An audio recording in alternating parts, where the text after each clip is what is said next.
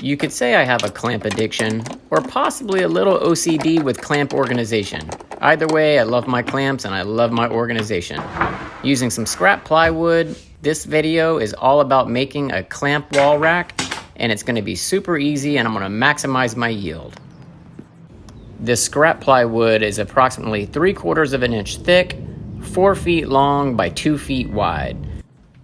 When it comes to sheet goods or even scrap plywood, I try to maximize my yield, so I usually do a lot of layout lines and take my time with this area, as I want it to be precise and get as much out of it as possible. Maximizing my space in my workshop is super important.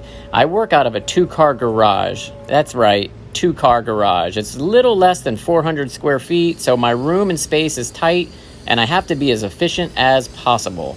And as a carpenter, we usually accumulate a lot of clamps of different sizes for different needs, but it's hard to store them, so I have to come up with creative ways, and this was one of them. Look at this fool not using the push stick right beside him. Toss some wood over your shoulder for good luck. I'm gonna need it. All right, I finished my stack. Now it's time to go over to my miter sled. I'm gonna be using this to cut my 45s. This one and this one, as you can see, I'm yielding 2 pieces.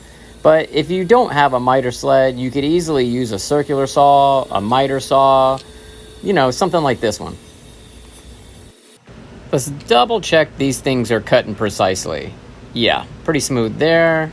Yeah, I like it. All right, time lapse engaged. I'm cutting 16 pieces, although I'm only gonna need 12. I like to cut a little extra for that fudge factor. Going over to my miter saw, I'm gonna cut the back plate support. And I'm gonna go back to my reference lines now, and I want it to look something like this.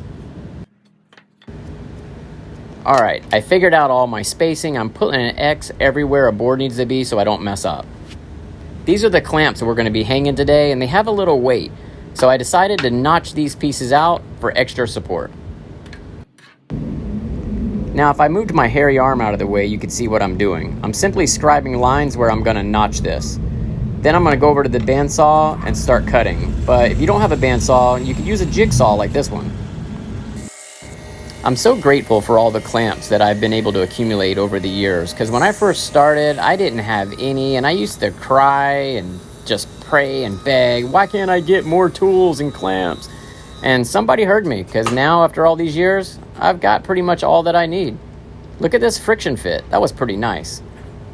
Now let's just make a couple more reference marks, because I want to place lines on the back of this so I can brad nail it and do screw holes.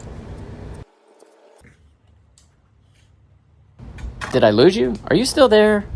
All right, let's move on to the next step and drill some holes. After making reference marks with my combination square, I decided to drill the holes. Obviously, you don't have to be that precise on the back of this board, but sometimes you just can't take the OCD out of me. Using a little Titebond 3 glue and some brad nails to hold it in place, I was then able to tell this is going to hold a lot of weight. It's a strong friction fit, plus glue, plus nails, and eventually screws. Lately, I've been making a lot of DIY plans for my builds, and I'm kind of enjoying the process, but I wasn't sure if I should make some plans for this build. Comment below and let me know what you think. Say, yeah, Donnie, plans would be nice, or Donnie, you flat out suck and it's not necessary. All right, let's go ahead and hang this on the wall. I drilled some holes where my studs were gonna be, grabbed my level, and went zip, zip, zip. Put it in place, and it was almost ready for the next step. Boom. Let's put these clamps on and pray this thing doesn't fall off the wall. What do you think? I promised you it was gonna be a simple build, wasn't it? It's holding all this weight, it looks really cool.